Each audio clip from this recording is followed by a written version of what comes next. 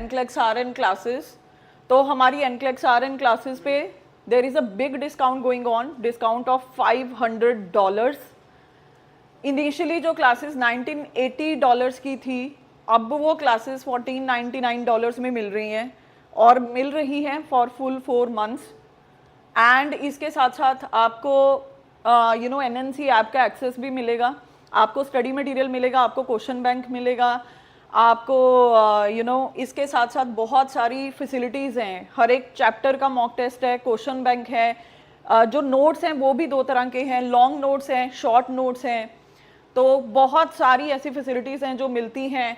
2 से ढाई घंटे की रोज़ की क्लास होती है, मंडे टू फ्राइडे। जब आपका सिलेबस ख़त्म हो जाता है तो हर सैटरडे को भी आपकी क्लास लगती है, और वो तब तक लगती है जब तक आपका टेस्ट क्लियर नहीं होता है। और उस क्लास में हम लोग स्ट्रेटजीज डिस्कस करते हैं टू क्रैक NCLEX RN।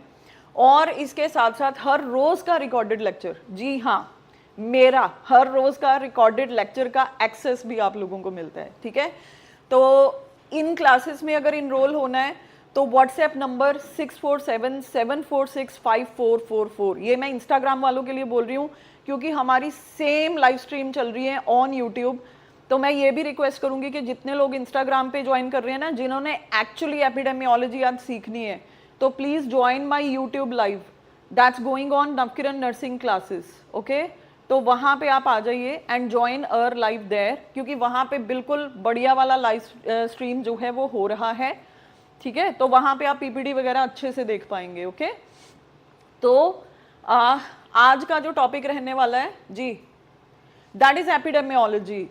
और ये ना मेरा YouTube पे बहुत फेमस लेक्चर हुआ था। मैंने आज से आई थिंक 4 साल पहले एपिडेमियोलॉजी पे लेक्चर अपलोड किया था YouTube पे, एंड काफ़ी सारे इसके व्यूज़ हो गए थे। जब भी इंडिया में CHO का एग्ज़ाम आता है तो एपिडेमियोलॉजी का नवकिरण नर्सिंग क्लासेस का लेक्चर ज़रूर देखा जाता है। लेकिन जब मैं लाइव टीच करती हूँ ना, उस चीज़ में थोड़ा क्या बहुत डिफरेंस होता है as compare to in the class, क्योंकि क्लास इन द क्लास मतलब इन द यूट्यूब क्लास। तो बेसिकली यूट्यूब वीडियो में हमारे पास लिमिटेड टाइम होता है और लाइव में हमारे पास खुला टाइम होता है। तो मैंने सोचा कि आज एपिडेमियोलॉजी जैसा इंपॉर्टेंट टॉपिक आप लोगों को अच्छे से करवाया जाए। अभी can I have the next slide जिसमें हमने टॉपिक लिखा हुआ है, यस। तो बेसिकली क्या है ना कि I am MSc from PGI Chandigarh, और PGI से जितने भी लोग पोस्ट ग्रेजुएट होते हैं वो आम नहीं होते हैं, वो हम अपने आप में थोड़ा सा तो खास फील करते हैं, क्योंकि we are the toppers of at all India level.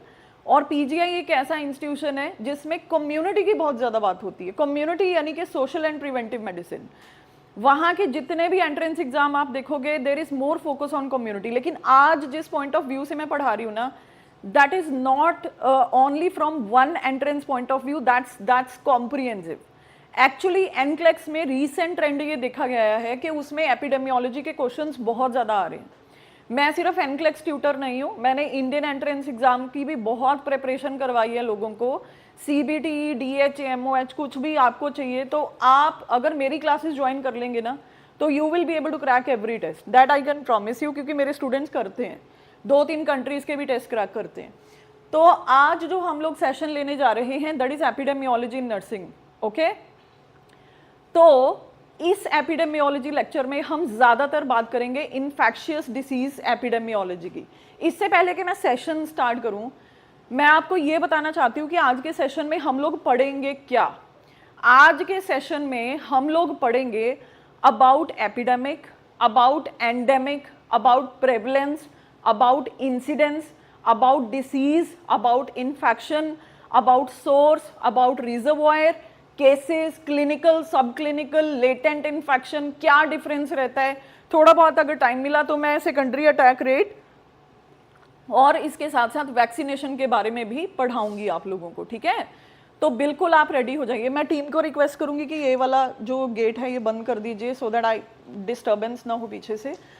अभी चलिए बच्चों, आज हम लोग स्टार्ट करते हैं एपिडेमियोलॉजी फॉर नर्सेस। तो सबसे पहली चीज़ मैं ये आपसे थोड़ा आप दिमाग लगाइए कि एपिडेमिक क्या होता है। मैं फर्स्ट स्लाइड रिक्वेस्ट करूंगी कि कर दीजिए जी। सबसे पहली डिसीज एपिडेमिक क्या होता है, सबसे पहली जो चीज मैं पूछना चाहती हूँ एपिडेमिक, लेकिन एपिडेमिक से पहले भी कुछ एक दो चीजें होती हैं जो हम लोगों को पता होनी चाहिए। सबसे पहले ये बताओ कि इन्फेक्शन क्या होता है, what do you understand by infection? Infection क्या होता है बताइए, मेरी क्लास के बच्चों को पता होगा, अगर पता है तो प्लीज लिखिए, क्योंकि नर्सिंग में जो पहली चीज आप पढ़ते हैं वो इन्फेक्शन ही पढ़ते हैं। व्हाट इज इन्फेक्शन जी? I will just give you some time to type so that you can write के इन्फेक्शन क्या है। जी आपको ऐसे लग रहा होगा बहुत इजी क्वेश्चन है ना, पर थोड़ा सा ट्रिकी है, क्योंकि इसके बाद मैं डिसीज की डेफिनेशन पूछूंगी। इन्फेक्शन और डिसीज में क्या डिफरेंस होता है? What you understand by infection and what you understand by disease? Basic से शुरू करते हैं जी। आ रहे हैं लोगों के रिस्पॉन्स? जी ओके ओके ठीक है, चलिए मैं आपको बता देती हूँ। सबसे पहले जो इन्फेक्शन होती है, infection is the entry and development of pathogens inside your body. Infection का मतलब होता है एंट्री, डेवलपमेंट और multiplication of pathogen in the body. जब पैथोजन आपकी बॉडी में एंटर करता है, वहां पे मल्टीप्लाई करता है, तो उस चीज को इन्फेक्शन बोलते हैं। अब कई लोगों को ये चीज में कंफ्यूजन होगी कि डिसीज किसको बोलते हैं। देखिए बेटा, डिसीज का मतलब ये होता है कि जब ये इन्फेक्टिव ऑर्गेनिजम्स, जब ये पैथोजन आपकी बॉडी में चले जाते हैं। देखिए लेट अस सपोज मैं किसी को मिलने गई, उसको चिकन पॉक्स था, मैंने जो है वो चिकन पॉक्स की इन्फेक्शन अपने ऊपर ले ली है ना, लेकिन अब मुझे चिकन पॉक्स डेवलप होगा या नहीं होगा वो वेरियस फैक्टर्स पे डिपेंड करता है। वो डिपेंड करता है कि मेरा न्यूट्रिशनल स्टेटस क्या है, मेरा इम्यूनाइजेशन स्टेटस क्या है, क्या मुझे कोई इम्यूनो कॉम्प्रोमाइज्ड कंडीशन तो नहीं है। बहुत सारे फैक्टर्स हैं जो कि ये डिसाइड करेंगे कि मुझे डिसीज डेवलप होगा कि नहीं। इन्फेक्शन का मतलब है कि ऑर्गेनिज्म मेरी बॉडी में एंटर हो चुका है, ठीक है, now it has started dividing. और जो डिवीजन है ऑर्गेनिज्म की वो क्यों हो रही है? बिकॉज एक दो इन्फेक्टिव ऑर्गेनिजम्स मेरा कुछ नहीं कर सकते। I have a big body as compare to a micro organism and they cannot cause a disease in my body. For causing disease in my body they have to multiply, okay, और उनको तैयार करनी पड़ेगी एक lethal dose, एक toxic dose उनको तैयार करनी पड़ेगी in order to damage my body systems. और ये जो पीरियड होता है ना बेटा, between the infection and disease, इस पीरियड को हम लोग बोलते हैं इंक्यूबेशन पीरियड।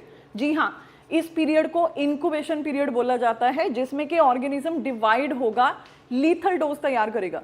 अब इन्फेक्शन से लेके डिसीज तक जब ऑर्गेनिज्म पहुंचा, उस टाइम पे जब डिसीज डेवलप होती है तो डिसीज का हम लोग क्या डेफिनेशन देते हैं? जब आपकी बॉडी में माइक्रो ऑर्गेनिजम्स, ये जो पैथोजन हैं, ये इतना डैमेज कर दें कि आपकी बॉडी में साइन एंड सिम्टम शो होने शुरू हो जाएं, तो उस चीज़ को हम लोग बोलते हैं डिसीज। तो देखिए, इन्फेक्शन का मतलब entry and development of pathogen in the body, और डिसीज का मतलब है जब ये इन्फेक्टिव ऑर्गेनिज्म आपकी बॉडी को डैमेज करते हैं and development of sine and symptom. तो देखिए, इन्फेक्शन एंड डिसीज, इन दोनों में ये डिफरेंस होगा। एक सिंपल सा एग्जांपल देती हूँ। जब आप टीबी के पेशेंट को मिलते हो तो टीबी के ऑर्गेनिज्म आपकी बॉडी के अंदर गए, वो इन्फेक्शन है, और जिस टाइम पे आपके लंग्स इतने डेवलप हो चुके हैं कि आपकी लंग्स में से स्पूटम प्रोडक्शन शुरू हो गया, वो है डिसीज। इसीलिए तो टीबी में इन्फेक्शन को डायग्नोज करने के लिए मॉन्टेक्स टेस्ट करते हैं, रिमेंबर, और डिसीज को डायग्नोज करने के लिए करते हैं स्पूटम एग्जामिनेशन, क्योंकि पहले दिन थोड़ी मुझे स्पूटम प्रोड्यूस होना शुरू हो जाएगा। I have to develop a disease, my lungs should be damaged enough to produce a sputum. तो ये डिफरेंस होता है between the infection and disease. अब नेक्स्ट जो मेरा क्वेश्चन है वो ये है कि कंटैमिनेशन क्या होता है? What is contamination? बहुत बेसिक टर्म है जो आप नर्सिंग में पढ़ते हो, राइट? इंस्टाग्राम पे साथ ही साथ रिप्लाई कर रहे होंगे लोग, क्योंकि इंस्टाग्राम पे वो 10 सेकंड वाला गैप नहीं होगा, राइट? या सो कंटैमिनेशन का मतलब क्या होता है बेटा? देखिए, अगर इन्फेक्शन है, entry of organism in your body, तो कंटैमिनेशन का मतलब होता है presence of organism on the surface of the body, ठीक है? जब आप पेशेंट को ओटी में लेके जाते हो तो स्किन को प्रिपेयर करते हैं, बीटाडीन से क्लीन करते हैं, कोई भी क्लीनिंग सॉल्यूशन से आप क्लीन करते हो। क्यों करते हो? Because you don't want the organisms who are present over the skin to go inside the body and infect, ठीक है? तो presence of organism on the surface of the body over the pen, जैसे ये pen है मेरे हाथ में, इसके ऊपर ऑर्गेनिज्म है, मेरी बॉडी के ऊपर ऑर्गेनिज्म है, इस स्क्रीन के ऊपर ऑर्गेनिज्म है, तो उस चीज को हम लोग बोलेंगे कंटैमिनेशन। इन्फेक्शन, इनफेक्टा, इनसाइड द बॉडी पैथोजन चला गया। कंटैमिनेशन का मतलब over the surface of the body. भाई जब भी आप क्लिनिकल्स में काम करते हो ना, तो आप ये कभी नहीं बोलते हो कि माई हैंड्स आर इन्फेक्टेड। अब से आप बोलोगे माई हैंड्स आर कंटैमिनेटेड, क्योंकि ऑर्गेनिज्म हैंड्स के सरफेस के ऊपर प्रेजेंट है, इसीलिए हम लोग हैंड वॉशिंग करते हैं। और कंटैमिनेशन को अंडर एस्टिमेट मत करना, कंटैमिनेशन लीड्स टू इन्फेक्शन। अगर आपके हाथ कंटैमिनेटेड है ना, तो जहां से भी ओपन वुंड होगा ना, तो पेशेंट की बॉडी में ऑर्गेनिज्म चले जाएंगे वहां से, ठीक है। तो contamination is a presence of infectious agent on the body surface, in the clothes and surgical instrument. That's why you do sterilization, that's why you do all these things, okay। और तीसरी चीज है हमारे पास infestation। अभी तक हमने क्या समझ लिया, इन्फेक्शन समझ लिया, डिसीज समझ ली, कंटैमिनेशन समझ लिया। अब एक और टर्म हम बीच बीच में पढ़ते हैं, and that is called as infestation. Infestation का मतलब होता है development and lodgement and development or presence of arthropods over the body surface। जैसे कि कई लोगों के सिर में जुएं नहीं पड़ जाती। अब जुएं क्या है, एक तरह का इंसेक्ट है, आर्थ्रोपोड बोल देते हैं उसको। जब ये आपकी बॉडी सरफेस पे प्रेजेंट है, या आपकी बॉडी के अंदर भी प्रेजेंट हो सकता है भाई, जैसे कि हेलमिंथ इन्फेस्टेशन है, कई लोगों की इंटेस्टाइन में कीड़े पड़ जाते हैं, तो दैट इज हेलमिंथ इन्फेस्टेशन। तो उस चीज को हम लोग बोलेंगे इन्फेस्टेशन। अब ये जो आर्थ्रोपोड्स है ना, ये आपके ब्लड में नहीं है, they are either over the surface of your body और इन द गट। जैसे कि स्केबीज का ऑर्गेनिज्म है भाई, वो कहाँ पे होता है, वो हमारी स्किन में बरोज बनाता है, ठीक है, हमारी स्किन पे हो गया ना। और जो जुएं होती हैं, lice infestation, they are in the hair और इंटेस्टाइन में होते हैं हेलमिंथ कीड़े, ठीक है। तो ये सारी चीजें जो होती हैं ये इन्फेस्टेशन में आती हैं। बोलने का मतलब ये मैक्रो ऑर्गेनिजम्स होते हैं, तो इस चीज को हम लोग बोलते हैं इन्फेस्टेशन। तो फॉर्मल डेफिनेशन देखें तो the lodgement, development and reproduction of arthropods on the body surface और इनसाइड द गट। तो अब से आप ये नहीं बोलोगे कि कीड़े का इन्फेक्शन हो गया, that's not infection, that's helminth infestation, okay. You should know your terminology, we are not lay persons, we are nurses, okay. तो कौन कौन सी टर्म्स क्लियर हो गई भाई, इन्फेक्शन क्लियर हो गया हमें, डिसीज क्लियर हो चुका है, कंटैमिनेशन क्लियर हो चुका है, इन्फेस्टेशन क्लियर हो चुका है, ठीक है। तो अब बेसिक टर्मिनोलॉजी अगर आपको पता है तो थोड़ा सा कॉम्प्लेक्सिटी की तरफ चलती है। हाँ जी, नेक्स्ट स्लाइड प्लीज जी। भाई कितने लोगों को आज तक ये प्रॉब्लम है कि एपिडेमिक और एंडेमिक क्या होता है, बताइए। यहाँ पे ना ऐसे हैंड रेज कर दीजिए प्लीज चैट में, कितने लोगों को प्रॉब्लम है एपिडेमिक और एंडेमिक से। और इंस्टाग्राम पे जरा पूछिए कि लोगों को मेरी आवाज आ रही है। I am trying to be loud so that everybody could hear me, लेकिन फिर भी आप चेक करिए कि साउंड वगैरह आ रही है सब लोगों को। तो बताइए कि एपिडेमिक और एंडेमिक में से किस को डर लग रहा है। आप मेरे को टीम बताइए कि लोगों के ऐसे हैंड रेज आ रहे हैं। कंफ्यूजन, मेरा कहने का मतलब ये है कि आज तक क्लियर ही नहीं हुआ कि एपिडेमिक क्या होता है, एंडेमिक क्या होता है। खैर मेरे स्टूडेंट्स को तो क्लियर होगा, जो एनक्लेक्स वाले मेरे स्टूडेंट्स बैठे हैं। देखिए मैं एक ऐसी टीचर हूँ, लोग पता नहीं क्या सोचते होंगे क्या नहीं, मैं तो कम्युनिटी भी पढ़ा डालती हूँ अपनी क्लास में। हालांकि एनक्लेक्स में कम्युनिटी कोई बहुत बड़ा टॉपिक नहीं है सरप्राइजिंगली, लेकिन मुझे पता है कि इन्फेक्शन प्रिवेंशन, सेफ्टी में ये चीज़ें आती हैं। So that's why I teach this to my student and to my surprise पता नहीं कितनी बार एनक्लेक्स में ये क्वेश्चन आ चुके हैं, ठीक है। तो अभी जो मैं आपको पढ़ाने जा रही हूँ ना, that is going to be epidemic and endemic. और एक चीज का प्रॉमिस करती हूँ, इसके बाद जिंदगी में कभी नहीं भूलोगे एपिडेमिक क्या होता है, एंडेमिक क्या होता है। और जो कॉलेज वाले बच्चे बैठ के देख रहे हैं ना मेरा लाइव, तुम लोग बेटा जीनियस हो जाओगे इसके बाद इस चीज में। कम्युनिटी सबसे ज्यादा इंटरेस्टिंग सब्जेक्ट होता है, ठीक है।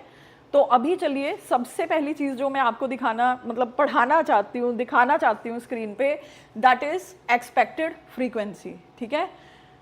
एपिडेमिक और एंडेमिक को समझने के लिए एक्सपेक्टेड फ्रीक्वेंसी को समझना बहुत जरूरी होता है। अब एक्सपेक्टेड फ्रीक्वेंसी क्या होती है बेटा, एक्सपेक्टेड फ्रीक्वेंसी, एक्सपेक्टेड, मैं एक्सपेक्ट क्या करती हूँ, फ्रीक्वेंसी मतलब कितनी फ्रीक्वेंटली कोई चीज हो रही है।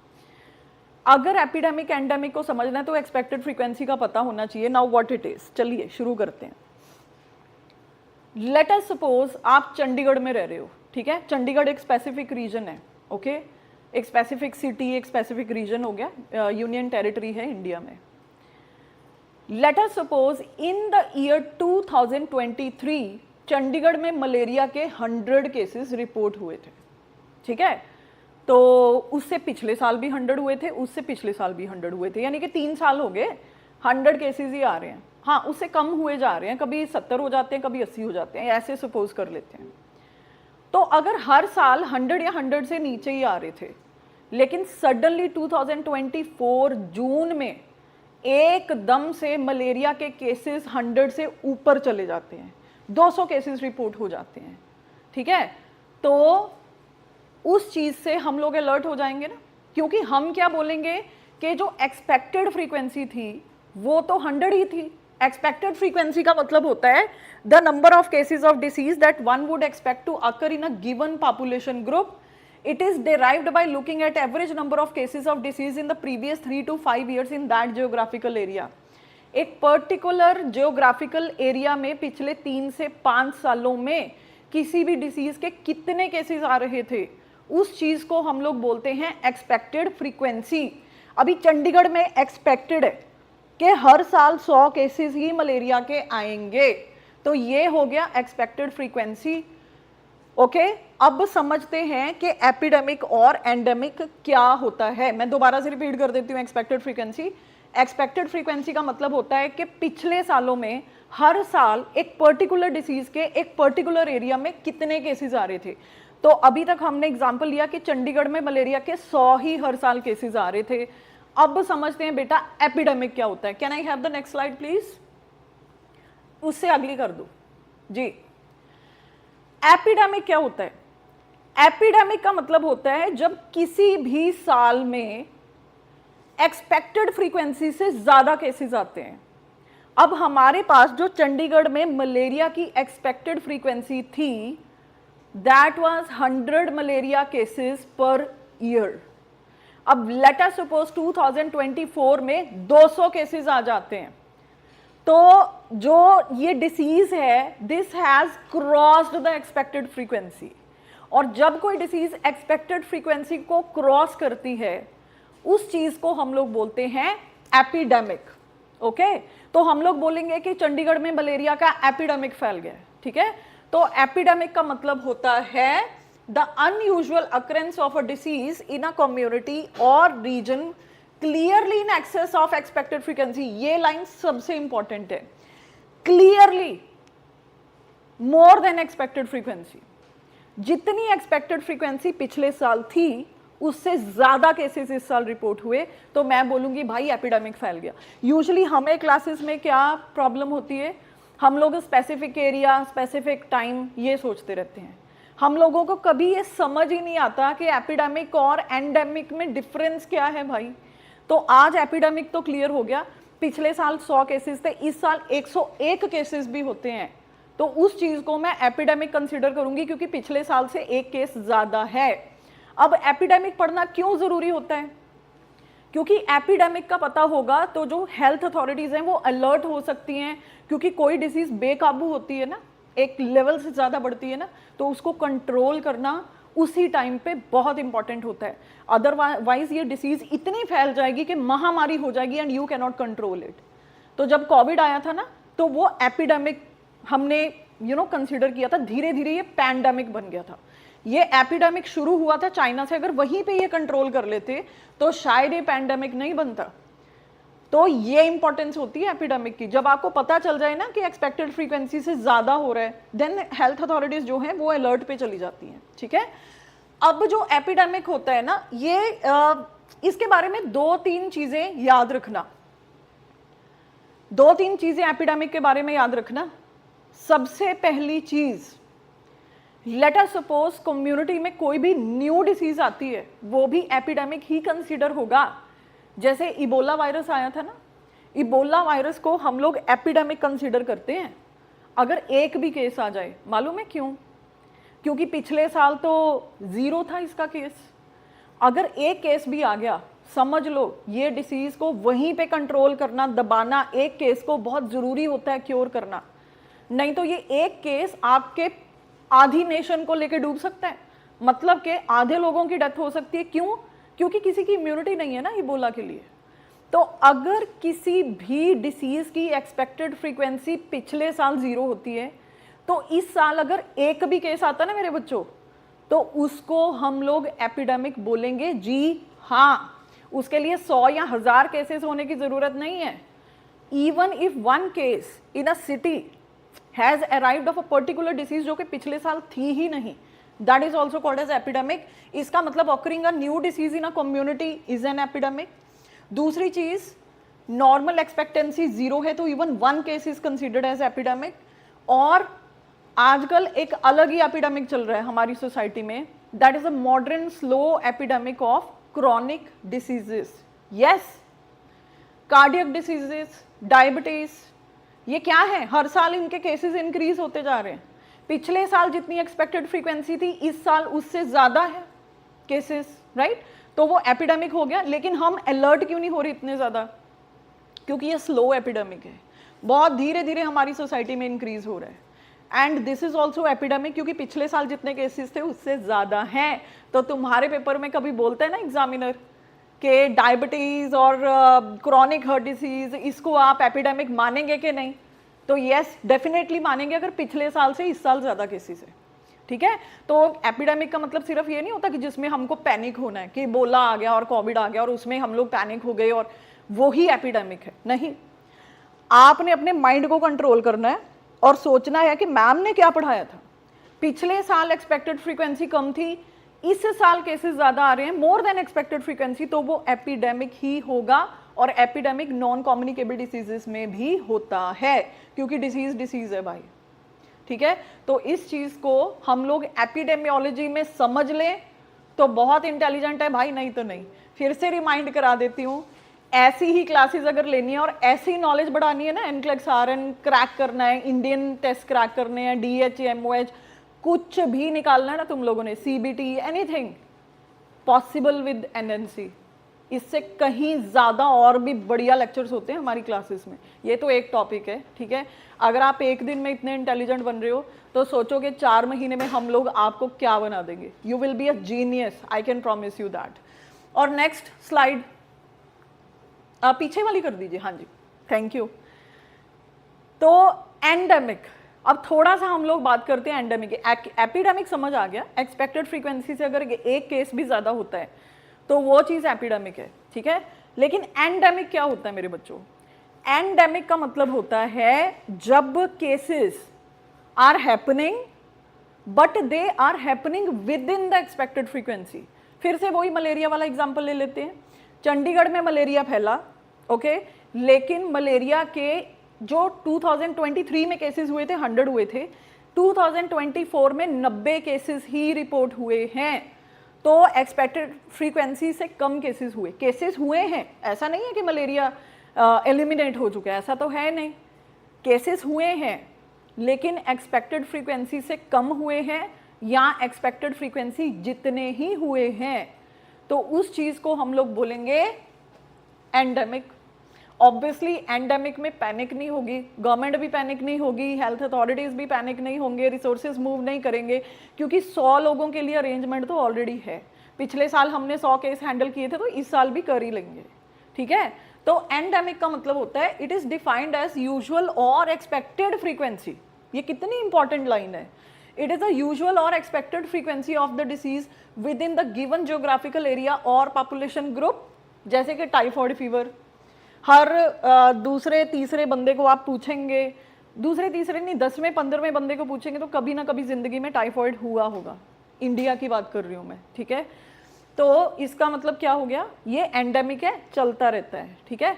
लेकिन अब आपका ये क्वेश्चन होना चाहिए कि मैम ठीक है, एंडेमिक का समझ आ गया कि with in the expected frequency हो रहा है, ठीक है, और यूजुअल अकरेंस है, मतलब हम लोग सोचते हैं कि ठीक है ये डिसीज तो होती रहती है, लेकिन क्या कभी कोई एंडेमिक पैंडेमिक एपिडेमिक बन सकता है? ये क्वेश्चन होना चाहिए। तो तुम लोग लिखो जरा कमेंट सेक्शन में, क्या कोई एंडेमिक एपिडेमिक बन सकता है? Can an endemic be changed into epidemic? देखना जरा क्या आंसर आ रहे। क्या कोई एंडेमिक एपिडेमिक में कन्वर्ट हो सकता है, बताइए। मुझे ना थोड़ा इंटरेक्शन करना ज़्यादा अच्छा लगता है स्टूडेंट्स के साथ, तो प्लीज़ पार्टिसिपेट करिए सब लोग। If you are enjoying the lecture तो पार्टिसिपेट भी करिए। यस लिखा है लोगों ने, यस डेफिनेटली, इंटेलिजेंट ही इतने हैं मेरे स्टूडेंट्स, तो आप लोगों ने सही आंसर दिया है। एंडेमिक बेटा डेफिनेटली एपिडेमिक में कन्वर्ट हो सकता है। अगेन हमने बात तो करी थी, अगर मलेरिया के केसेस 100 से नीचे हो जाएं तो एंडेमिक, 100 से ऊपर हो जाएं तो एपिडेमिक। तो कभी भी एंडेमिक एपिडेमिक में चेंज हो सकता है। तो ये इंस्टाग्राम वालों के सामने पता क्यों कर रहे हैं ये पेपर, कि हमारे यूट्यूब चैनल पे जाइए, वहां पे लाइव बहुत बढ़िया वाला चल रहा है, आपको पीपीटी पास से दिखाई भी दे रही है और आवाज भी अच्छे सुनाई दे रही है। तो चलिए आगे बढ़ते हैं। एंडेमिक एपिडेमिक समझ आ गया, अब पैंडेमिक समझाती हूँ। चलिए आगे, अगली स्लाइड जी। यही अब आता है तुम्हारा सरफेस एरिया। तुम्हारी कम्युनिटी की मैडम तुम्हें समझा समझा के बेचारी का बुरा हाल हो गया कि एपिडेमिक और एंडेमिक क्या होता है, तुम फिर भी स्पेसिफिक एरिया के पीछे ही पड़े थे। स्पेसिफिक एरिया बोलना होता है बीच में, क्योंकि अगर चंडीगढ़ की बात हो रही है तो चंडीगढ़ की बात ही करेंगे ना, अगर जून जुलाई की बात हो रही है तो जून जुलाई की बात करेंगे, लेकिन समझने वाली बात थी एक्सपेक्टेड फ्रीक्वेंसी। और जो तुम सरफेस एरिया किसमें सबसे ज्यादा मैटर करता है वो होता है पैंडेमिक। पैंडेमिक की डेफिनेशन में सरफेस एरिया की ही बात होती है। अगर कोई भी एपिडेमिक एक लार्ज जियोग्राफिकल एरिया में फैले उसको हम लोग पैंडेमिक बोलते हैं। जैसे कोविड, सबसे पहले ये एपिडेमिक बना चाइना में जब शुरू हुआ ना, तो 2018 में इसका 0 केस था, दुनिया को पता भी नहीं था कोविड क्या होता है। 2019 में इसके केसेस आए तो ये एपिडेमिक बना, क्योंकि ये एक पर्टिकुलर जियोग्राफिकल एरिया में ही था, चाइना के किसी शहर में था, ठीक है। अब धीरे धीरे जब ये चाइना में फैल गया, फिर चाइना से निकल के पूरी दुनिया में फैल गया, तो ये किस में चेंज हो गया, पैंडेमिक में। तो ऐसा एपिडेमिक जो कि एक पूरी देश में फैल जाए, एक पूरी नेशन में या पूरे ग्लोब में फैल जाए, उसको हम लोग बोलेंगे पैंडेमिक। तो बच्चों पैंडेमिक में ही ज्यादा हम किस चीज की बात करते हैं, वी टॉक अबाउट एरिया जो कि अफेक्टेड होता है। तो an epidemic affecting a large proportion of population over the large geographical area, तो उसको आप बोलते हो पैंडेमिक। तो टीम आप सब लोग देख रहे हैं कैसे हमारे स्टूडेंट्स इंटेलिजेंट हो रहे हैं स्टेप बाय स्टेप, है ना। तो सबसे पहले उन्होंने डिसीज के बारे में सब सीखा, डिसीज, इन्फेक्शन, कंटामिनेशन, इन्फेस्टेशन, फिर उन्होंने एपिडेमिक सीखा, एंडेमिक सीखा और अब पैंडेमिक भी सीख लिया। तो आप अपने टेस्ट में कैसे फेल हो जाएंगे, you cannot fail your test because your basics are very very clear. और कहाँ पे बेसिक्स क्लियर होने हैं team, can I have a shout out, कहाँ पे क्लियर होने हैं, नर्सिंग क्लासेस, यस। तो नवकिरण नर्सिंग क्लासेस पे ही बेसिक्स क्लियर होते हैं, क्योंकि एक्सपीरियंस बहुत हो गया टीचिंग का। तो पैंडेमिक के बाद हमारे पास आते हैं स्पोरैडिक। स्पोरैडिक का मतलब होता है जब केसेस बीच बीच में कहीं कहीं अराइज होते हैं। स्पोरैडिक में क्या होता है कि ये ना तो आप एंडेमिक में ले सकते हो ना एपिडेमिक में ले सकते हो, क्योंकि एक्सपेक्टेड फ्रीक्वेंसी से बहुत कम होते हैं केसेस, ठीक है। स्पोरैडिक में बिल्कुल ऐसे आप लगा लो कि कहीं कहीं छिटपुट छोटे छोटे केसेस अराइज होते रहते हैं। जैसे एक केस लेट अस सपोज के किसी को, एक पर्सन को चिकन पॉक्स हो गया, ठीक है, वो उसको हुआ चंडीगढ़ में। दूसरे पेशेंट को भी चिकन पॉक्स हुआ, लेकिन वो कहाँ हुआ, लुधियाना में, ठीक है, या दिल्ली में हुआ। तो आप ये नहीं बोल सकते कि चंडीगढ़ वाला केस दिल्ली में केस अराइज कर रहा है, क्योंकि ज्योग्राफिकल डिस्टेंस बहुत ज़्यादा है। और कई बार क्या होता है कि ये जो केसेस हैं ये अलग अलग टाइम स्पैन में हो रहे हैं। किसी को चिकन पॉक्स हो रहा है जनवरी में, किसी को हो रहा है जाके सितंबर में। तो आप ये नहीं बोल सकते कि जनवरी वाले केस की वजह से सितंबर में केस अराइज हो रहा है। तो इन केसेस में ना आपस में कोई रिलेशनशिप नहीं होता रिगार्डिंग द जियोग्राफिकल एरिया और टाइम, बस ये time to time diseases arise होती रहती into the community and that is called as sporadic. Sporadic में केसेस होते हैं occurring irregularly, haphazardly from time to time and generally infrequently, ठीक है। तो उसको हम लोग स्पोरेडिक बोलेंगे। अगेन एक बार रिपीट करते हैं, epidemic when the cases are occurring more than expected frequency, epidemic is unusual in a particular area in a particular time, इसको लास्ट में रख लेते हैं। Endemic when the cases are usually occurring within the expected frequency, that is endemic, है ना। और pandemic जब पूरी दुनिया में over the globe, over a nation आपकी जो डिसीज है वो फैल रही है, दैट इज पैंडेमिक।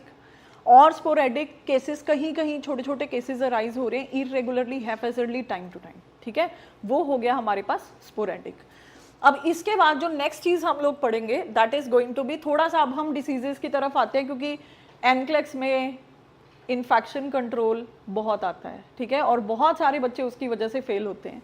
तो इन्फेक्शन कंट्रोल के कुछ बेसिक्स होते हैं जो आपको पता होने चाहिए। तो can I have the next slide please?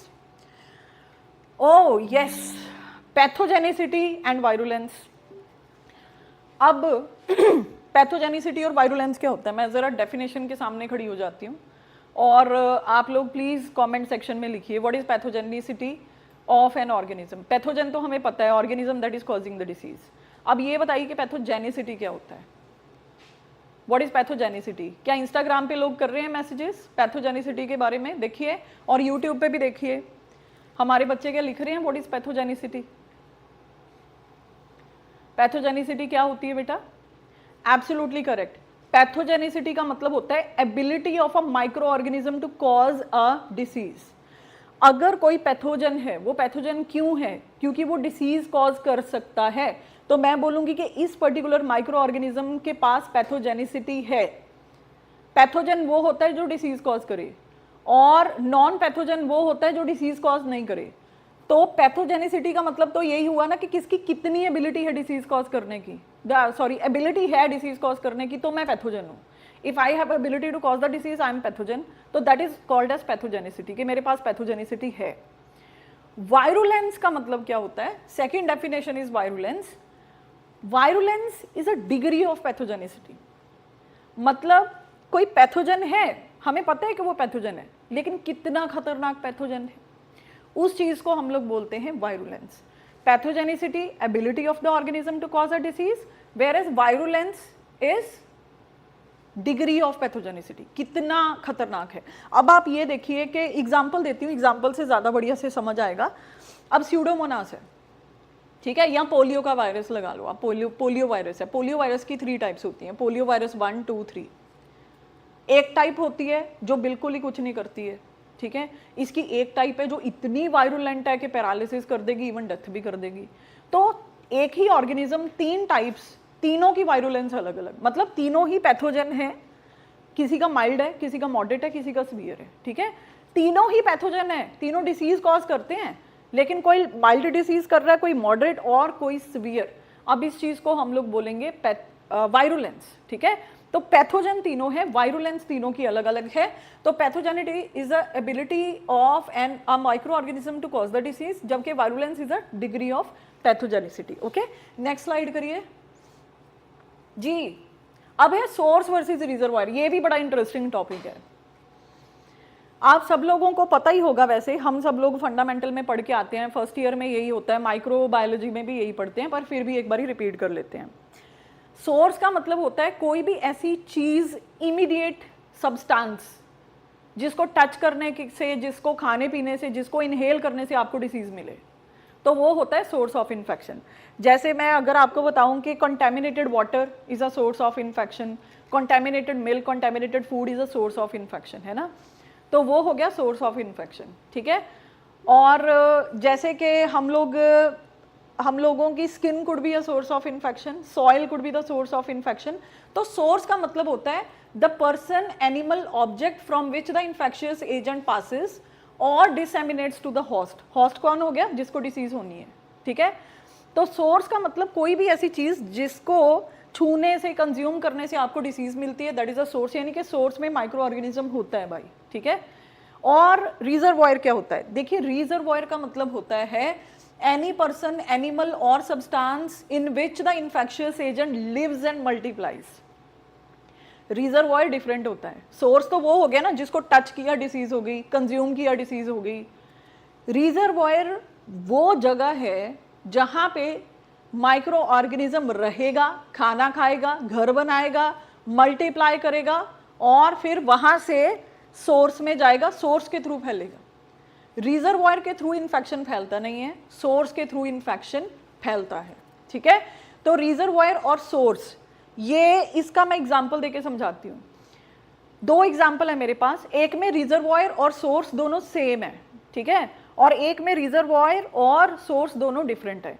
तो सबसे पहली एग्जांपल जिसमें रिजर्वॉयर और सोर्स दोनों सेम होते हैं, वो कौन सी एग्जांपल है?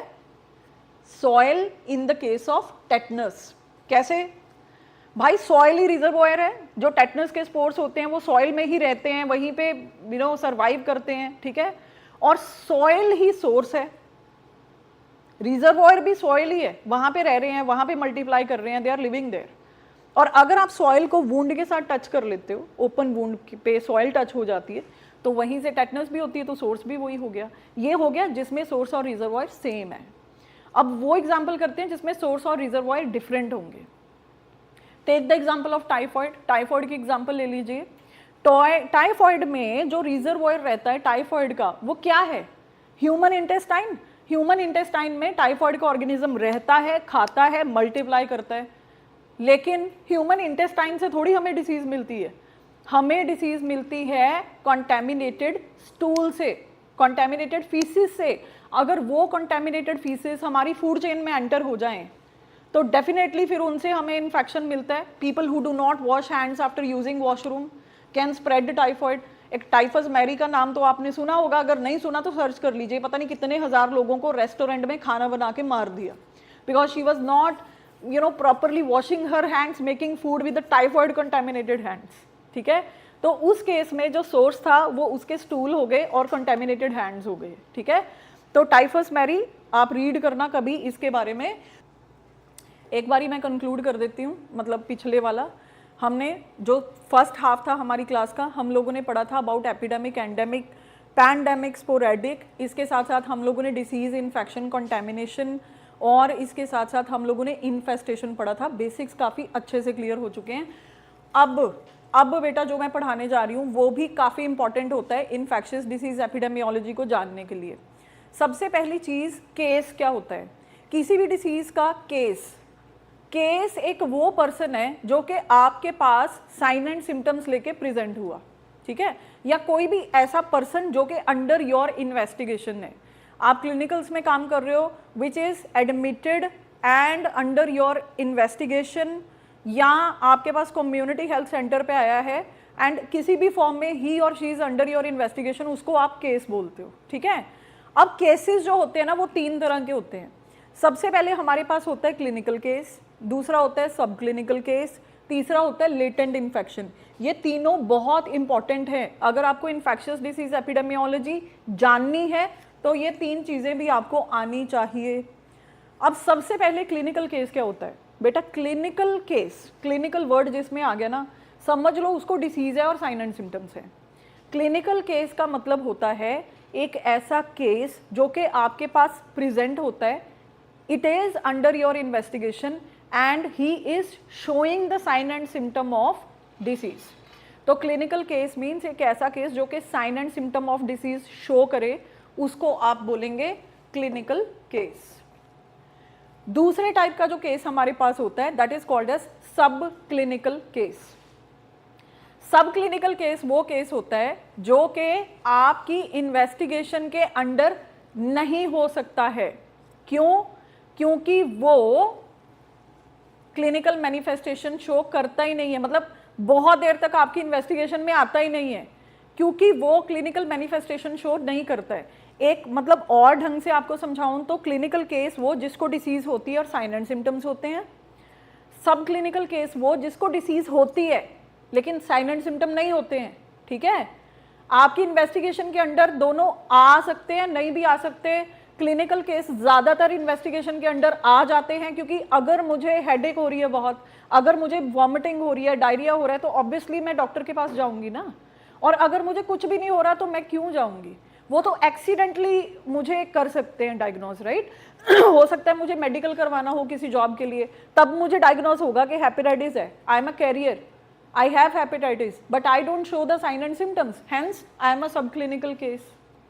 अब जो सबक्लिनिकल केस होता है वो डिसीज को स्प्रेड कर सकता है। आप ये मत सोचो कि अगर उसमें साइन एंड सिम्टम नहीं है तो वो डिसीज को स्प्रेड नहीं कर सकता। वो डेफिनेटली डिसीज को स्प्रेड कर सकता है। क्लिनिकल केस तो कर ही सकता है। अगर मुझे कॉलरा है तो मैं स्प्रेड करूंगी ना, if I have the sign and symptoms, yes I am spreading as well. लेकिन सबक्लिनिकल केस डिसीज के होते हुए भी स्प्रेड करता है, डिसीज के होते साइन एंड सिम्टम्स के ना होते हुए भी स्प्रेड करता है। अब मुझे एक चीज बताइए आप सब लोग, इन दोनों केसेस में से कम्युनिटी पॉइंट ऑफ व्यू से कौन सा इंपॉर्टेंट है, क्लिनिकल केस के सब क्लिनिकल केस? आप लिखिए जरा कमेंट सेक्शन में। अगर आप कम्युनिटी हेल्थ नर्स हैं तो आपके हिसाब से प्रिवेंटिव मेडिसिन के हिसाब से क्लिनिकल केस की ज्यादा इंपॉर्टेंस है या सब क्लिनिकल केस की? किसकी इंपॉर्टेंस है? मुझे जरा बताइए कि बच्चे कमेंट सेक्शन में क्या लिख रहे हैं। सब क्लिनिकल लिख रहे हैं, सब क्लिनिकल लिख रहे हैं। कोई क्लिनिकल भी लिख रहा है क्या? किस केस की ज्यादा इंपॉर्टेंट है, सब क्लिनिकल के क्लिनिकल? सब क्लिनिकल लिख रहे हैं because they are very intelligent students और इनको आइसबर्ग ऑफ डिसीज मॉडल का पता है। आइसबर्ग ऑफ डिसीज मॉडल क्या बोलता है? वो ये बोलता है कि जितनी डिसीजेस हमें दिखती हैं वो सिर्फ एक टिप ऑफ द आइसबर्ग है। एक समुंदर में जो टिप ऑफ द आइसबर्ग होता है सिर्फ वो थोड़ा सा दिख रहा होता है ऊपर, बाकी का सारा हिस्सा सी के नीचे होता है। यानी कि दुनिया में ज्यादातर जो डिसीजेस हैं वो सब क्लिनिकल हैं, ज्यादातर जो केसेस हैं वो सब क्लिनिकल हैं। क्लिनिकल तो हमारे सामने बहुत कम आते हैं तब जब disease sign and symptom create करती है। तो कम्युनिटी पॉइंट ऑफ व्यू से बेटा आपको सब क्लिनिकल केसेस को कंट्रोल करना ज्यादा जरूरी है। अगर किसी डिसीज को एलिमिनेट करना है तो उसके सब क्लिनिकल केसेस ढूंढ के उनको खत्म करना पड़ेगा। क्योंकि सोच के देखो, क्लिनिकल केस आपके पास आ गया, उसको साइन एंड सिम्टम है, भाई उसको तो तुम आइसोलेशन में आज ही डाल दोगे। खतरनाक तो वो है जिसको साइन एंड सिम्टम नहीं है, वो फिर भी खुलेआम कम्युनिटी में घूम रहा है और जगह जगह पे डिसीज दे रहा है। सब क्लिनिकल, सब का मतलब होता है नीचे छुपा हुआ सब, ठीक है। तो सब clinical case community point of view से ढूंढने और क्योर करने सबसे जरूरी होते हैं। जब तक आप सब क्लिनिकल केस को ढूंढ के क्योर नहीं करोगे तब तक किसी भी डिसीज को आप एलिमिनेट नहीं कर सकते, तब तक डिसीजेस दुनिया में चलती रहेंगी और ये प्रैक्टिकली पॉसिबल ही नहीं है। ये फाइनेंशियली रिसोर्स के हिसाब से पॉसिबल नहीं है कि आप इस दुनिया के हर एक ह्यूमन बीइंग का ब्लड सैंपल लेके सभी डिसीजेस के लिए उसको डायग्नोस कर लो, ऐसा होता नहीं है ना। तो इसीलिए डिसीजेस भी चलती रहेंगी क्योंकि सब क्लिनिकल केसेस आते रहेंगे, ठीक है। तो नेक्स्ट जो हमारे पास है, तीसरा टाइप का जो केस हमारे पास होता है उसको हम लोग बोलते हैं लेटेंट इन्फेक्शन। अब लेटेंट इन्फेक्शन ना अपने आप में एक अलग ही कॉन्सेप्ट है। क्लिनिकल केस वो हुआ जिसमें साइन एंड सिम्टम हुए, वो इन्फेक्शन को स्प्रेड कर रहा है। सब क्लिनिकल वो हुआ जिसमें डिसीज है लेकिन साइन एंड सिम्टम नहीं है, डिसीज को वो भी स्प्रेड कर रहा है। अब लेटेंट इन्फेक्शन में क्या होता है भाई? लेटेंट इन्फेक्शन में डिसीज कॉजिंग माइक्रो ऑर्गेनिज्म हमारी बॉडी में होता है लेकिन हम इन्फेक्शन स्प्रेड नहीं करते हैं, ना ही साइन एंड सिम्टम होते हैं। भाई ऐसा क्यों? क्योंकि ये कहीं ना कहीं आपकी बॉडी में डॉर्मेंट स्टेट में होता है। डॉर्मेंट स्टेट समझते हो? डॉर्मेंट स्टेट का मतलब है माइक्रो ऑर्गेनिज्म आपके ब्लड में है, ब्लड में नहीं है, आपकी नर्व्स में है, कहीं भी छुप के बैठा है, वो मल्टीप्लाई नहीं कर रहा है। जितने भी ऑर्गेनिज्म है ना, 500, 600, 5000, वो आराम से कहीं छुप के बैठे हैं, वो मल्टीप्लाई नहीं कर रहे हैं। मल्टीप्लाई नहीं करेंगे तो आपके ब्लड में भी रिफ्लेक्ट नहीं होंगे, आपके बॉडीली फ्लूइड्स में भी रिफ्लेक्ट नहीं होंगे, आपकी बॉडी को डैमेज नहीं करेंगे और डिसीज नहीं होगी जब तक कि लीथल डोज तैयार नहीं होती है, ठीक है। अब जिस दिन आपकी इम्यूनिटी लो हुई, लेट अस सपोज, ऊपर वाला ना करे, लेकिन जिस दिन किसी को कीमोथेरेपी लगी, जिस दिन किसी को इम्यूनो कॉम्प्रोमाइज स्टेट हुआ, जिस दिन किसी को प्रेगनेंसी हुई, क्योंकि प्रेगनेंसी में इम्यूनिटी लो जाती है, जिस दिन किसी ने क्रॉनिकली कॉर्टिकोस्टेरॉइड लेने शुरू किए, उसी दिन ये माइक्रो ऑर्गेनिज्म निकलेंगे, आपके ब्लड में आएंगे, डिवाइड करेंगे और डिसीज कॉज करेंगे। यानी कि लेटेंट इन्फेक्शन में ऑर्गेनिज्म डॉर्मेंट स्टेट में रहता है और उस दिन आपके ब्लड में आके डिवाइड करेगा। जिस दिन आपकी इम्यूनिटी लो होगी उस दिन आप लेटेंट इन्फेक्शन से निकल के क्लिनिकल केस में कन्वर्ट होंगे और you will start spreading the disease. तब तक आप लेटेंट इन्फेक्शन में रहेंगे। ओके, कितना इंटरेस्टिंग है। सबसे पहले clinical, sign and symptom, disease spread. Sub clinical, disease no sign and symptom लेकिन डिसीज को स्प्रेड कर रहा है। लेटेंट इन्फेक्शन, डिसीज है, ढूंढ नहीं सकते हो आप और फैल भी नहीं रही है, लेकिन जिस दिन क्लिनिकल केस में कन्वर्ट हुआ लेटेंट इन्फेक्शन, उस दिन डिसीज फैलेगी, क्लिनिकल केस में कन्वर्ट भी होगा। ओके, अब तुम्हारे दिमाग में आ रहा होगा मैम साइन एंड सिम्टम सब क्लिनिकल में भी नहीं है, साइन एंड सिम्टम लेटेंट में भी नहीं है, तो दोनों में डिफरेंस क्या है और कैसे हम लोग पता करेंगे? तो चलिए नेक्स्ट स्लाइड पे चलते हैं हम लोग जी। तो this is the difference between sub clinical case and latent infection. सबसे पहले सब क्लिनिकल केस को देखते हैं। सब क्लिनिकल केस में हम लोगों ने पढ़ा कि पैथोजन मल्टीप्लाई करते हैं, क्योंकि वो डिसीज को स्प्रेड करता है, मतलब पैथोजन उसमें मल्टीप्लाई करते हैं, तभी तो वो शेड करेगा ना डिसीज को। और लेटेंट इन्फेक्शन में डॉर्मेंट होते हैं, डिवाइड नहीं करते हैं। दूसरा डिफरेंस, सब क्लिनिकल केस में इन्फेक्शियस एजेंट शेड होता है, यानी कि डिसीज इधर उधर फैलती है, जबकि लेटेंट इन्फेक्शन में होस्ट शेड नहीं करता है डिसीज, ठीक है। Third difference, infectious agent is demonstrated in the blood and bodily fluids in the case of subclinical case। तो आपको ब्लड में, बॉडी फ्लूइड में मिलेगा ऑर्गेनिज्म, जबकि लेटेंट इन्फेक्शन में infectious agent is not present in the blood और bodily fluid. आप 100 sample ले लो, आपको एक बार भी नहीं पता चलेगा कि ऑर्गेनिज्म है। आप पता ही नहीं कर पाएंगे कि कौन सा ऑर्गेनिज्म इसकी बॉडी में छुप के बैठा है। एग्जाम्पल बहुत बढ़िया देती हूँ, हर्पिस सिम्प्लेक्स। हर्पिस यूं ही हो जाता है एकदम से। किस दिन होता है? जिस दिन आपकी इम्यूनिटी कम होती है, ठीक है, उस दिन हर्पिस होता है आपको। क्यों होता है हर्पिस? क्योंकि आपकी जो बॉडी है वो हर्पिस का ऑर्गेनिज्म कैरी कर रही है, और जिस दिन इम्यूनिटी कम होगी उसी दिन ये ऑर्गेनिज्म आपके ऊपर अटैक करेगा, उसी दिन ही आप क्लिनिकल केस बनोगे।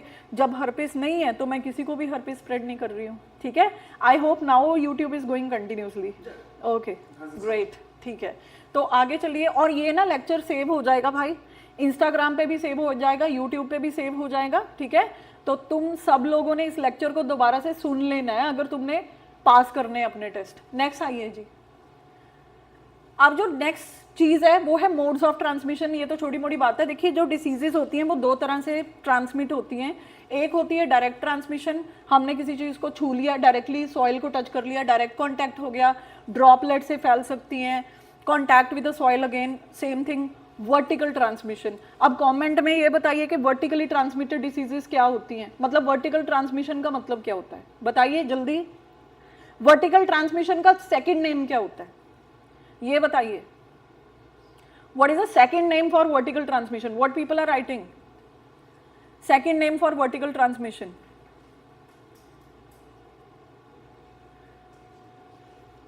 Second name for vertical transmission? नहीं लिख रहे? Yeah, it is also called as transplacental transmission. Absolutely correct. I'm so impressed. तो basically vertical transmission. अब vertical transmission बोले तो vertical क्या होता है? 90 degree.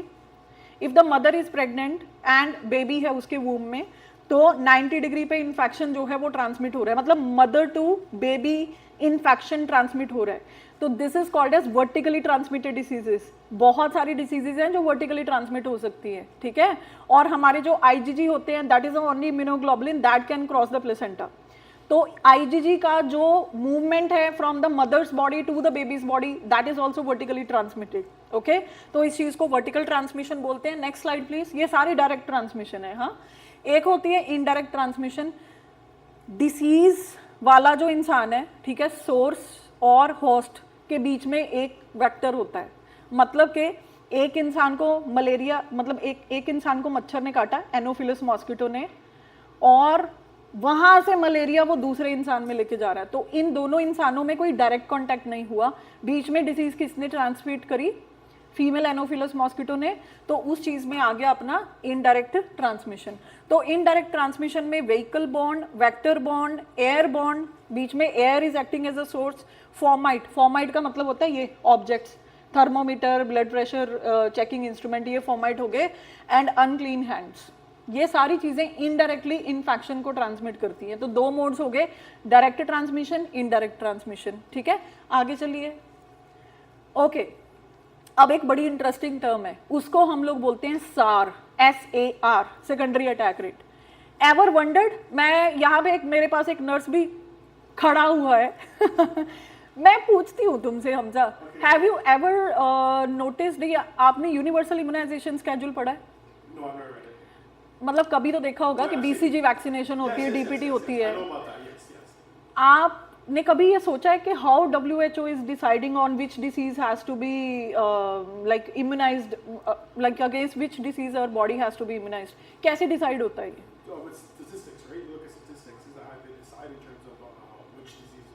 Or in terms of how fast it spreads as well too, right? How fast it spreads, Yeah. इस चीज़ पे होता है। मतलब अगर मीजल्स का वैक्सीनेशन दे रहे हैं तो ये सोच के दे रहे होंगे कि कितना फास्ट होता है Yes. या कितनी पॉपुलेशन को करता है, How much population? How much population, या कितने लोगों को किल कर सकता है, या वायरुलेंस कितनी है। So overall, basically. एक्चुअली ऐसे ही क्वेश्चन आपके मन में भी होते होंगे, लेकिन इस क्वेश्चन का सही आंसर मालूम है क्या है? Secondary attack rate.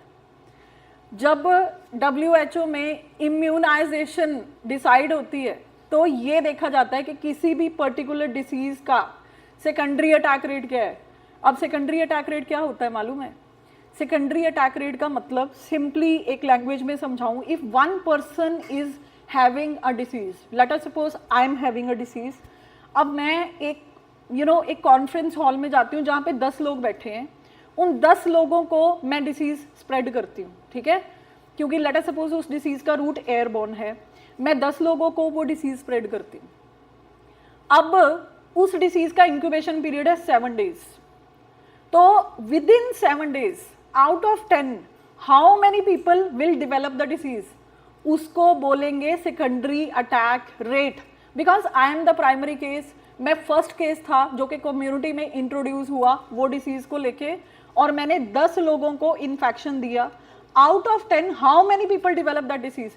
आप ना आज ऐसे करना हमजा, आज आप यूनिवर्सल इम्यूनाइजेशन स्केड्यूल निकालना, उसमें जितनी भी डिसीजेज हैं उनके सेकेंडरी अटैक रेट देखना। Most of the diseases will be having secondary attack rate of more than 90%।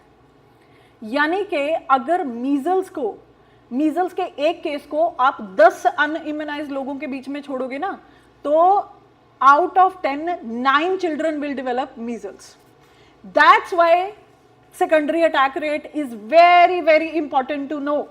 Secondary attack rate की अगर हम फॉर्मल डेफिनेशन देखें, the number of exposed persons developing the disease within the range of incubation period following exposure to the primary case। अगर आपके पास एक primary case आता है तो उससे सेकेंडरी केसेस कितने जनरेट होते हैं, उसको हम लोग बोलते हैं secondary attack rate. And yes, it should be seen with in the incubation period. अगर किसी को डिसीज 20 दिन के बाद हो रही है ना, तो वो मैंने नहीं स्प्रेड की है, वो कहीं और से लेके आया है, ठीक है।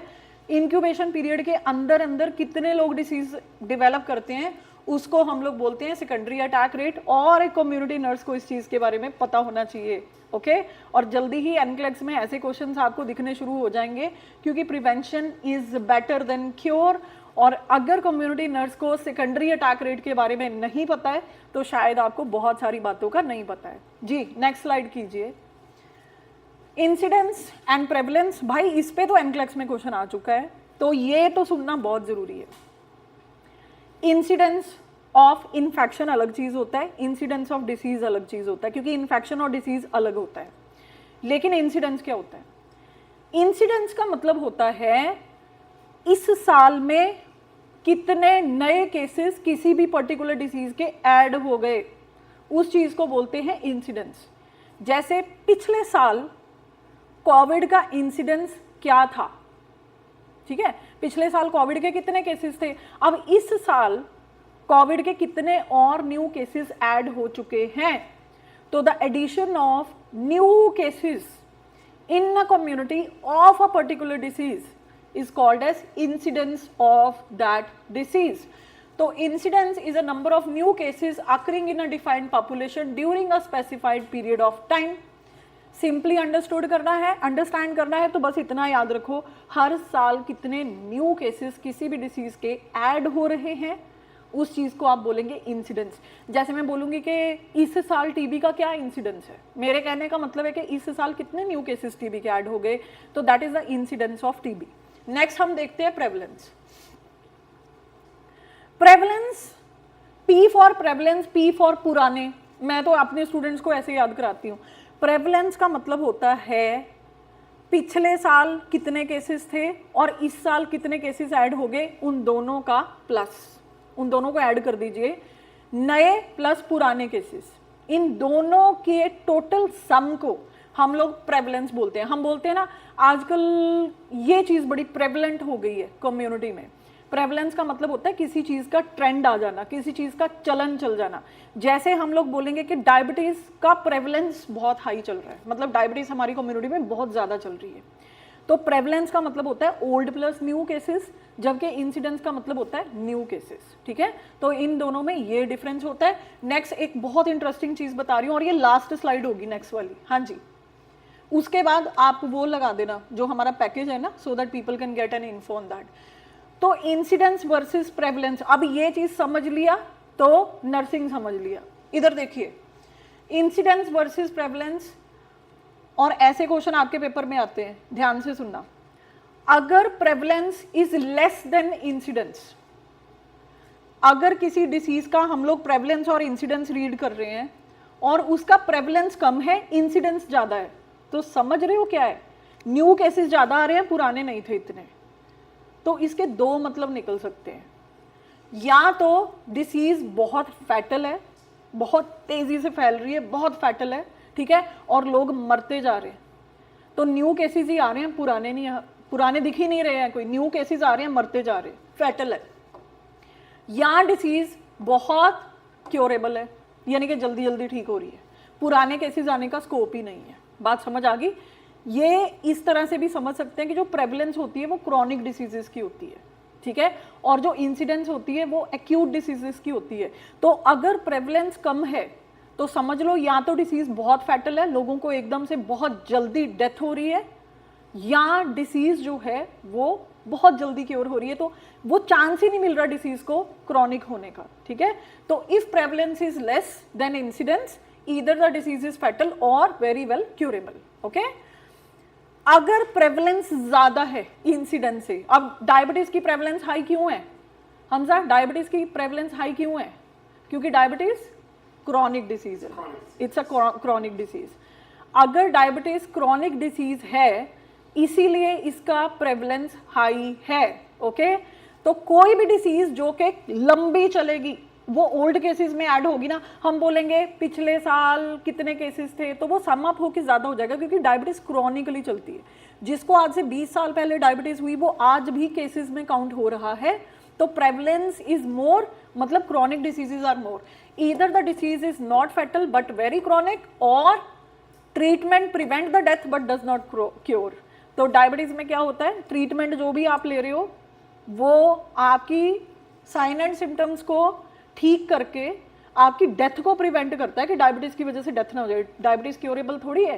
तो hypertension, diabetes, chronic heart diseases, ये सब की प्रेवलेंस हाई होती है, जबकि कॉलरा, ये अपना क्या इसको बोलते हैं, कॉलरा हो गया या कोई भी फैटल डिसीज, कोविड लगा लो, इबोला लगा लो, इसका इंसिडेंस हाई होता है, प्रेवलेंस कम होती है। ठीक है, तो ले आइए वापस उसी स्लाइड के ऊपर। तो ये था भाई आज का लेक्चर।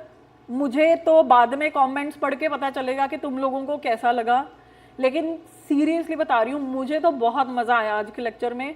और जो मेरा मोटिव था ना कि आज एपिडेमियोलॉजी आपको सिखा के जानी है, आज एपिडेमिक, एंडेमिक, पैंडेमिक, ये सब आपको सिखा के जाना है। आई थिंक बहुत हद तक कामयाबी मिली है। तो आज हमने क्या क्या पढ़ा, एट अ ग्लांस देखते हैं। सबसे पहले हम लोगों ने इन्फेक्शन, डिसीज, कंटामिनेशन, इन्फेस्टेशन पढ़ा। फिर हमने एंडेमिक, एपिडेमिक, एक्सपेक्टेड फ्रीक्वेंसी के साथ कंपेयर करके पढ़ा। फिर हम लोगों ने पैंडेमिक करा। फिर हम लोगों ने उसके बाद source versus reservoir, pathogenicity versus virulence. फिर हमने केसेस, क्लिनिकल, सब clinical, latent infection, difference between sub clinical and latent infection, और लास्ट में हम लोगों ने second last modes of transmissions, और लास्ट में हम लोगों ने पढ़ा अबाउट इंसिडेंस एंड प्रेवलेंस। ठीक है, तो ये मेरी क्लासेस की डिटेल है। नवकिरण मेरा नाम है, ठीक है, शायद आप में से कई लोग न्यू होंगे, you might not be knowing me. My name is Navkiran, I am MSc from PGI Chandigarh. Speciality मेरी ऑब्स्टेट्रिक्स है, पर मेरा फेवरेट सब्जेक्ट कम्युनिटी है, और मैं लोगों के करियर बनाती हूँ। मैं हेल्प करती हूँ उनको NCLEX RN, REX PN crack करने में। लेकिन बिलीव मी, आपको कोई भी टेस्ट देना है ना, just contact me, you will be able to crack it, क्योंकि मेरी क्लास में बेसिक्स क्लियर करवाए जाते हैं। 4 महीने की क्लासेस होती हैं, $500 डिस्काउंट लगा हुआ है, 1499 में आपको क्लासेस मिलेंगी 4 महीने की। मेरी खुद की ऐप है, उस ऐप में आपको लॉन्ग नोट्स, शॉर्ट नोट्स, हर रोज के रिकॉर्डेड लेक्चर, हर रोज की लाइव क्लास 2 से 2.5 घंटे की मेरे साथ, ठीक है। और इसके साथ साथ आपको मॉक टेस्ट हर एक चैप्टर के, भाई नॉट ऑफ एवरी सब्जेक्ट, हर एक चैप्टर के मॉक टेस्ट देती हूँ। और क्वेश्चन बैंक में कम से कम 1000 क्वेश्चन आपको अलग से मिलेगा अदर देन मॉक टेस्ट, ठीक है। इतना कुछ करने के बाद टेस्ट क्यों नहीं क्रैक होगा? और मेरा 15 साल का एक्सपीरियंस है नर्सिंग टीच करने में, ठीक है। और मेरे यूट्यूब चैनल को सब्सक्राइब कर लेना, जितने भी लोग आज आए हैं ना सब्सक्राइब कर लेना, और नीचे वीडियोस देखना, क्या बढ़िया वाली वीडियोस डाली है। हर एक चीज़ का कंटेंट मैटर आपको क्लियर करने की कोशिश करती हूँ मैं हमेशा, क्योंकि मुझे अच्छा लगता है टीचिंग करना। Teaching is my passion and I want to make you a successful person in your life. So if you want to make your career shiny bright career in nursing, join us today. मेरी team बैठी हुई है, we are just waiting for your calls. आज मतलब ऐसे हो जाना चाहिए कि yes, पता चलना चाहिए कि आज मेहनत वाला लाइव हुआ है। एंड ज्वाइन द क्लासेस, क्या वेट कर रहे हो? जो कॉन्सेप्ट तुमने अपने कॉलेजेस में भी नहीं सीखे होंगे ना, आई कैन बेट यू वो कॉन्सेप्ट तुम यहाँ पे सीखोगे। और मेरे क्लास के स्टूडेंट ये चीज़ बता सकते हैं आपको इसी चैट में, ठीक है। तो बिल्कुल भी डिले मत करो, ये क्लासेस ज्वाइन करो। NCLEX RN क्रैक करना है ना इसी साल, REX PN क्रैक करना है, RN का लाइसेंस चाहिए, LPN का लाइसेंस चाहिए, दिलवा देंगे। यहाँ पे कॉल करो, ठीक है। 6477465444 नंबर फ्लैश हो रहा है यूट्यूब पे, इंस्टाग्राम पे टीम लिख के डाल देगी, डिस्क्रिप्शन में भी डाल देंगे। और आज के लेक्चर के बारे में भी बताओ भाई, कैसा लगा तुम लोगों को? लेक्चर के बारे में बताओ। और ऐसे लेक्चर कितने ऑफन चाहते हो, कितने फ्रीक्वेंटली होने चाहिए, जल्दी बताइए नर्सेस, कितने फ्रीक्वेंटली होने चाहिए ये लेक्चर? Tell me. आपकी encouragement matters a lot. Teacher को भी इंकरेजमेंट चाहिए होती है, it's not only one sided, teacher also needs encouragement, okay. तो ऐसे लाइव कितने फ्रीक्वेंटली चाहते हो? अगर चाहते हो तो थम्स अप करके भेजो, हम करेंगे फ्रीक्वेंटली, ठीक है। अरे क्या बात है, बहुत बढ़िया, बहुत बढ़िया। आपकी इंकरेजमेंट मैटर्स अ लॉट। और अब ऐसा करो, जिसने ज्वाइन करना है कॉल कर लो। टीम आज है, सैटरडे को भी होगी, संडे को भी होगी। जिन लोगों के आज नंबर मिस हो जाएंगे उनको कल तक कॉल आ जाएगी, ठीक है। और एप्लीकेशन प्रोसेस में असिस्टेंस चाहिए, NNAS करना है, CRNA करना है, और अपना NSCN करना है, कोई किसी चीज़ की गाइडेंस चाहिए कि कौन सी एप्लीकेशन सही है आपके लिए, कौन सी प्रोविंस में आ रहे हो, काउंसलिंग चाहिए। हमारा ऑफिस का एड्रेस भी है 50 सनी मेडो boulevard, Brampton Ontario. Please come here and take a counseling. It's a free counseling, we are not charging anything for that. Just visit our office, हम आज भी हैं ऑफिस में, unit number 311 and 12, 50 Sunny Medo Boulevard. आप आइए, medical building है, just come and meet us for the free counselling session. भाई और क्या चाहिए? फ्री काउंसलिंग सेशन मिल रहा है, क्लासेस में 500 का डिस्काउंट मिल रहा है, एप्लीकेशन में $150 का डिस्काउंट मिल रहा है, और क्या चाहिए, ठीक है। तो इतनी बढ़िया सर्विसेज और इतना एक्सपीरियंस टीचर, 15 साल का एक्सपीरियंस। महीने का कितना पड़ता है मालूम है? Only $374 for a month. और रोज़ की क्लासेस के लिए इतना चीप तो ड्राइविंग क्लासेस भी नहीं होती है, ठीक है। तो अभी के अभी इनरोल हुई एंड अपना फ्यूचर बनाइए। एक बार की इन्वेस्टमेंट और फ्यूचर बन गया ना, RN बन गया ना, तो कितनी सैलरी होती है RN की हमजा? तो लाखों में नहीं, ये करोड़ों में कमाएंगे भाई। तो आइए और इनरोल हो जाइए और स्टार्ट द क्लासेस, ओके। और अभी बहाने छोड़ दो, ठीक है, कोई बहाने नहीं चलेंगे। अगर मेरी क्लास में 4th स्टेज कैंसर वाली लड़की NCLEX RN क्रैक कर सकती है, तो तुम लोग क्यों नहीं कर सकते? She is a fighter. उसने you know what, recently 4th stage of cancer वाली लड़की है एक मेरी क्लास में, I am soon going to upload her testimony, cracked RPN on 29th of July, cracked RN in August, ठीक है। दोनों टेस्ट क्रैक करके आई है फर्स्ट अटेम्प्ट में, और उसकी कीमोथेरेपी चल रही थी, उसका चाइल्ड बर्थ भी बीच में हुआ, बहुत कुछ हुआ, ठीक है। तो तुम लोग भाई क्यों नहीं कर सकते? तुम लोग भी कर सकते हो, ठीक है। जस्ट हैव सम कॉन्फिडेंस, मेरे ऊपर छोड़ दो, मैं कराऊंगी क्रैक तुम्हारा NCLEX RN, ओके। तो चलिए, थैंक यू सो मच। तो मैं टीम को रिक्वेस्ट करूंगी कि अब हम लाइव स्ट्रीम बंद करेंगे, क्योंकि अब हमें कॉल्स वगैरह भी लेनी है। तो please come forward and join us, okay. Thank you so much. नमस्ते, सत श्री अकाल, उर्दू में क्या बोलते हैं? अल्लाह हाफिज़। तो हम लोग मिलते हैं, ठीक है, नेक्स्ट लाइव में। Thank you so much. Okay.